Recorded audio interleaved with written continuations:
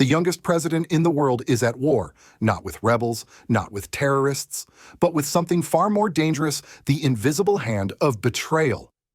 In the dim streets of Ouagadougou, the air feels heavier than usual. People whisper a phrase they don't dare say too loudly. Plan B has been activated. No gunfire, no explosion, just the quiet fear that history might be repeating itself, the same kind of silence that came before the assassination of Thomas Sankara in 1987. Inside the presidential compound, Captain Ibrahim Traoré, barely in his 30s, a soldier who rose from the mud of the Sahel, reads the reports one by one. An intercepted message, a suspicious convoy, a missing aide. Then a single line that freezes everyone in the room. They've decided he's gone too far. But this is not a story about fear. It's a story about how a young African leader learned to fight shadows with truth. When the West couldn't control him through diplomacy, propaganda, or loans, a new plan began to unfold, the kind the world pretends not to see. Yet that night, Traoré didn't hide. He ordered Code Amber, secured his people, and stepped before thousands, declaring, "We are not afraid." Behind those words stands a nation holding its breath, a people who remember how every African dreamer before him was silenced too soon. So the question tonight is simple. Can one man rewrite Africa's fate before history buries him like the rest? And will the world finally listen or look away once again? Stay with us until the end, because what Ibrahim Traoré did next could redefine not just Burkina Faso's survival, but the future of Africa's sovereignty itself. The story began with fragments. An intercepted radio signal here, a convoy caught changing routes there. Then, one message that stopped every conversation inside the security room. They've activated Plan B. To anyone else, it would sound vague, harmless even. But to Ibrahim Traoré, it meant only one thing: the silent phase of elimination had begun. For months, international networks and former colonial allies had tried to box him in. They called him unstable, undemocratic, too young to lead. Sanctions, rumors, false headlines, nothing worked. He kept nationalizing gold, cutting the chains of foreign contracts, redirecting military training to local forces.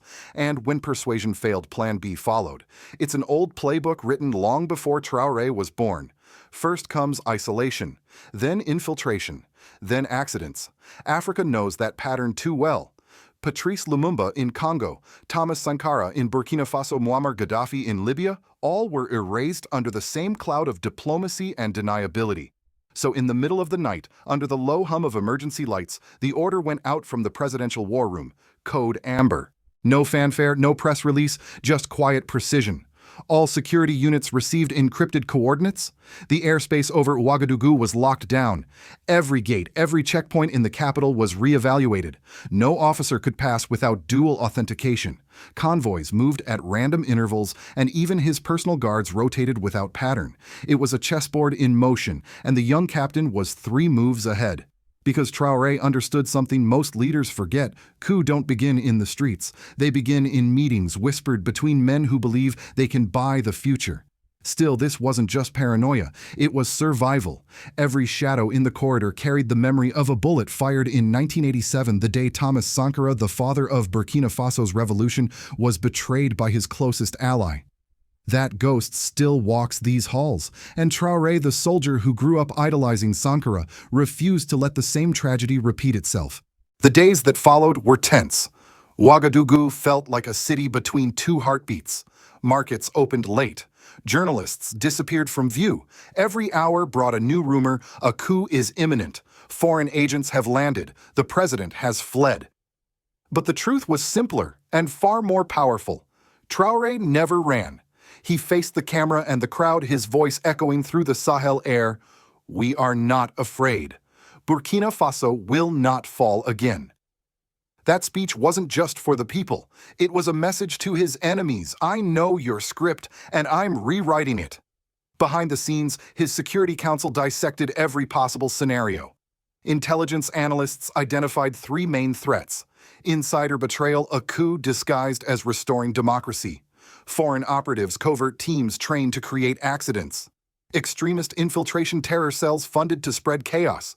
Each was deadly alone. Combined, they could ignite West Africa. But Traore had already begun countering all three. He strengthened internal surveillance, dismantled compromised communication networks, and created a new chain of command loyal only to the Republic, not to any foreign capital. He demanded transparency in the Ministry of Defense, reviewing financial transactions, line by line tracing every unexplained payment. And perhaps most brilliantly of all, he changed the narrative itself. In a world where perception kills faster than bullets, he made his enemies' attacks look like assaults on the Burkina Faso people. If they wanted to remove him, they would have to face the millions who saw him as their own reflection, their last chance at dignity. That night, as the city settled under curfew and the last helicopter circled the capital, Ibrahim Traoré stood by his window in silence. He wasn't just guarding his life anymore. He was guarding an idea that Africa could be free without permission, rich without debt, and strong without masters. And for that idea, the world's youngest president knew he had just entered the most dangerous battle of his life. The tension that had begun in whispers now thundered across the Sahel. Within hours of the Code Amber order, every embassy in Ouagadougou went on alert. Intelligence cables from Paris, London, and Washington flooded in with one question: is the young captain still in control? Yes, he was more than ever, but his control came at a price: absolute vigilance. Across the city, streetlights dimmed and checkpoints multiplied. Citizens spoke in lowered tones, not out of fear of their president, but fear for him. They had seen this movie before, and they knew how it ended. Burkina Faso's young leader had stepped into the most dangerous role an African could play, the reformer who refuses to bow. The very word sovereignty had become his crime. For weeks, Traoré had been pushing through policies that shook old alliances to their core, nationalizing foreign-owned gold mines, severing military ties with France, signing new cooperation agreements with Mali, Niger, and Russia. To the people, these were steps toward freedom. To the old empire, they were declarations of war. And so, when Plan B failed to remove him through diplomacy, a new storm gathered: the psychological offensive. Suddenly, Western media headlines began to shift: Traoré losing control, rising authoritarianism in Burkina Faso, concerns over democratic backsliding. The narrative was clear: if you can't kill the leader, kill his legitimacy. But this time, Africa was watching differently. From the dusty streets of Bamako to the markets of Niamey, people didn't see a dictator, they saw a reflection of their own struggle. And Traoré understood that better than anyone. He turned the attacks into ammunition. "They call us anti-democratic because we refuse to be puppets," he said in a televised address. "They call us extremists because we dare to dream freely." The crowd roared. It wasn't just a political rally, it was a rebirth. Men and women waved flags not of parties but of pride. Because every insult aimed at Traoré became a badge of honor for a continent long shamed into silence. In the background, however, the real threat still moved unseen. Three converging forces: disgruntled officers, foreign mercenaries, and extremist cells began coordinating under the shadow of chaos. Intelligence sources traced money transfers through offshore accounts, encrypted emails from European consultants to local businessmen, and sudden gatherings at a foreign diplomatic residence. Yet even in this web of deceit, Traoré refused to retreat underground. He made himself visible, visiting military bases, greeting miners, walking among civilians, without the heavy armor his guards insisted he wear. He wanted the world to understand: you can't assassinate an idea that has already become public. Behind closed doors, his advisors crafted what they called the Triple Shield Doctrine. 3 layers of protection, not just for him, but for the revolution itself. Physical defense, elite rapid response units, loyal only to the Republic. Information defense, encrypted systems to stop leaks and psychological sabotage. Moral defense, a people's consciousness that any attack on him equals an attack on the nation. It was a masterstroke of strategy and symbolism. If the West tried to isolate him, the people would rally tighter. If the media tried to smear him, his transparency would shine brighter. And if foreign agents tried to remove him, his death would only make him immortal. Still, the weight of leadership is heavier than armor. In quiet moments, Traoré would remember Sankara, the mentor he never met, and whisper a silent vow: they won't bury another dream in this soil. But he also knew the risk. Every revolution walks the thin line between courage and martyrdom. If his vigilance turned to paranoia, he could lose the very trust that protected him. If he hesitated, the plotters would strike first. So the world's youngest president continued forward, eyes open, voice steady, walking through danger as though through destiny. Because in his mind, the message was simple. The only way to defeat fear is to become what fear itself cannot touch belief. The morning after the storm felt different in Burkina Faso. The city was calm, but it was not peace. It was discipline. Markets reopened, children went back to school, and soldiers stood at every intersection not as oppressors, but as sentinels of a fragile new order. Captain Ibrahim Traoré had survived Plan B. But he knew survival wasn't victory, not yet. To protect the nation from future betrayal, he would have to rebuild its very foundations.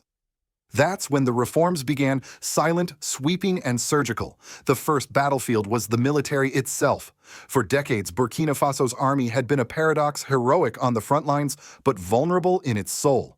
Promotions were bought with loyalty to individuals, not to the republic. That era was over. Traoré ordered a full-scale restructuring. Every senior officer underwent loyalty vetting. Promotions were tied to merit and battlefield service. Intelligence networks that once reported to foreign handlers were dismantled and folded under a single national command. Many resisted. Some resigned. A few disappeared quietly into retirement. But for the young soldiers, the ones who had grown up under sanctions, poverty, and humiliation, it was liberation. For the first time, they were serving a system that served them back. When the army becomes the people, Traoré said, the nation becomes indestructible. This philosophy, the army of the people, began spreading beyond the barracks. In towns and villages, local committees were formed linking soldiers, mayors, and teachers in what he called civil-military coordination cells. Their purpose wasn't just defense, it was trust. When citizens feel part of the security structure, coups lose their moral ground. When soldiers defend their own families, betrayal becomes unthinkable. But Traoré didn't stop there. He understood that no wall of soldiers can protect a hungry nation. So his second battlefield became the economy. He launched a nationwide program to redistribute mining wealth, ensuring that communities near gold mines received a share of profits through cooperatives and development funds.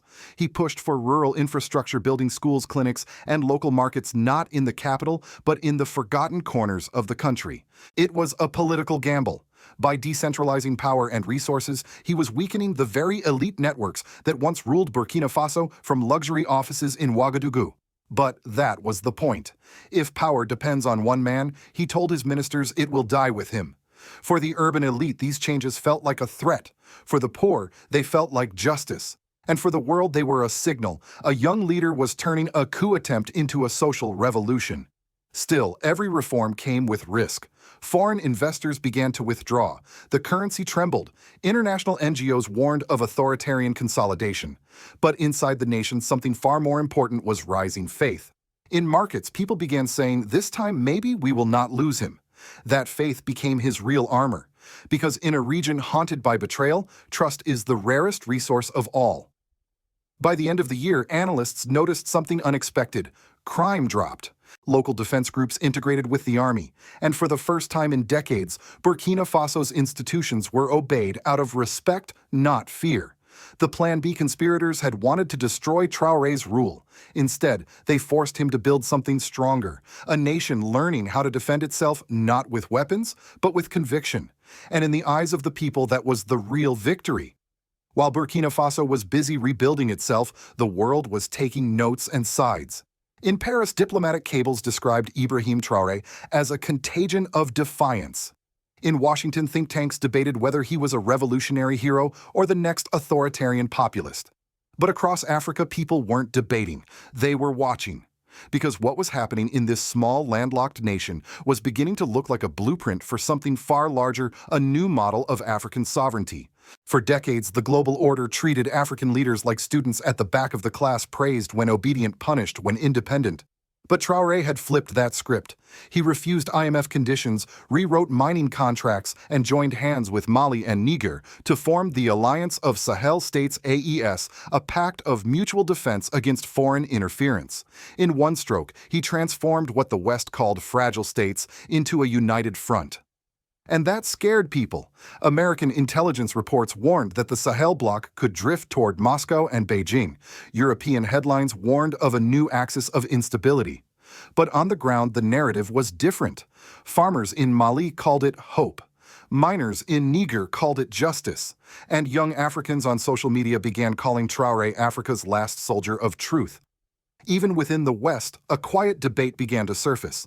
A few American professors and veterans of African diplomacy, old enough to remember Sankara's fall, started asking uncomfortable questions.